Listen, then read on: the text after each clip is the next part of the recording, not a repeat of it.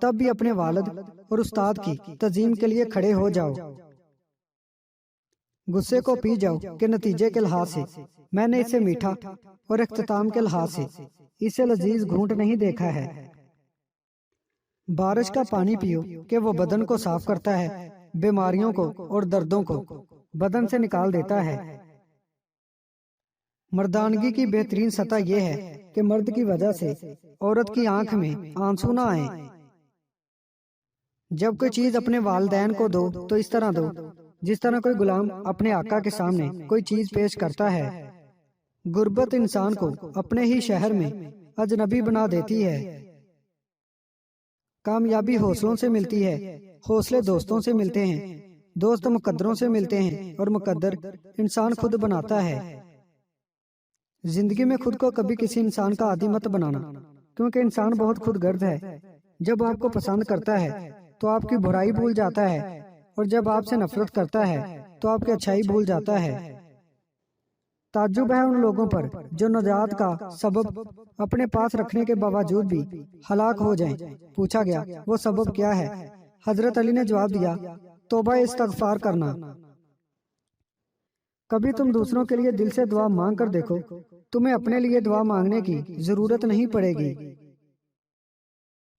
انسان کے 3 حصے ہیں، ان میں سے ایک حصہ اللہ کا، ایک اپنا، ایک حصہ کیڑوں کا۔ پس جو حصہ اللہ کا ہے وہ روح ہے، جو حصہ اپنا ہے وہ عمل ہے، جو کیڑوں کا ہے وہ جسم ہے۔ سورج کی کرنیں زمین پر پڑنے سے پہلے نیند سے اٹھ جایا کرو، کیونکہ اس وقت رزق تقسیم کیا جا رہا ہوتا ہے۔ بدترین دوست وہ ہے جس کی خاطر تکلف کرنا پڑے۔ بدترین انسان وہ ہے جو لوگوں کے عیبوں کے پیچھے لگا رہے اور اپنے عیبوں پر نگاہ نہ کرے۔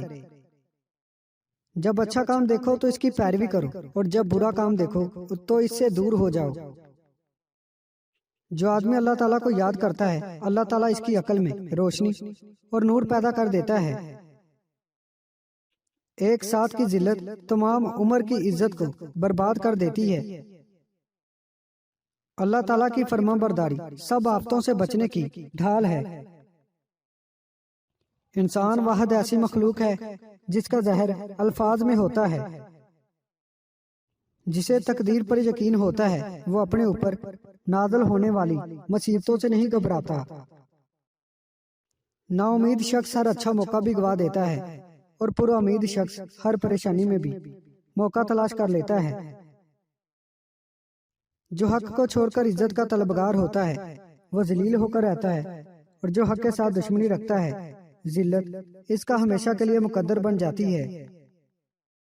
جس کو تم چاہو اس کو کبھی آزمانا مت، کیونکہ اگر وہ بے وفا نکلا تو دل تمہارا ہی ٹوٹے گا۔ معافی مانگنا یہ ظاہر نہیں کرتا کہ آپ غلط اور دوسرا صحیح ہے، بلکہ یہ ظاہر کرتا ہے کہ آپ کے رشتے کی اہمیت آپ کی انا سے بڑھ کر ہے۔ اپنے دن کا آغاز صدقہ دینے سے کرو، اس دن تمہاری کوئی دعا رد نہیں ہوگی، اور اچھی بات بتانا بھی صدقہ ہے۔ اگر رزق عقل دانی سے ملتا تو جانور اور بیوقوف زندہ ہی نہ رہتے۔ جب انسان کی عقل مکمل ہو جاتی ہے تو اس کی گفتگو مختصر ہو جاتی ہے۔ انسان کے آنسو اس وقت مقدس ہوتے ہیں جب وہ کسی اور کے دکھ اور تکلیف کو محسوس کر کے نکلیں۔ کنجوس شخص کتنا بد نصیب ہے کہ دنیا میں فقیروں کی زندگی گزارتا ہے اور قیامت میں امیروں جیسا حساب دے گا۔ انسان کے جسم کا سب سے خوبصورت حصہ دل ہے، اگر یہی صاف نہ ہو تو چمکتا چہرہ کسی کام کا نہیں۔ ہمیں چاہیے کہ اپنی ہر چیز دوست کے لیے قربان کر دیں، پر کسی چیز کے لیے اپنے دوست کو قربان نہیں کرنا۔ ایمان اس کا نام ہے کہ انسان مصیبت میں صابر اور نعمت پر شکر گزار رہے۔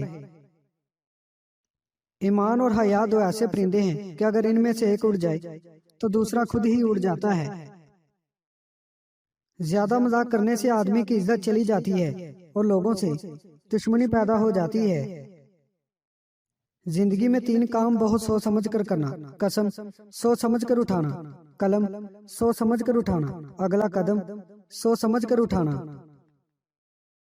امید کرتا ہوں دوستو آج کی ویڈیو آپ کو پسند آئی ہے۔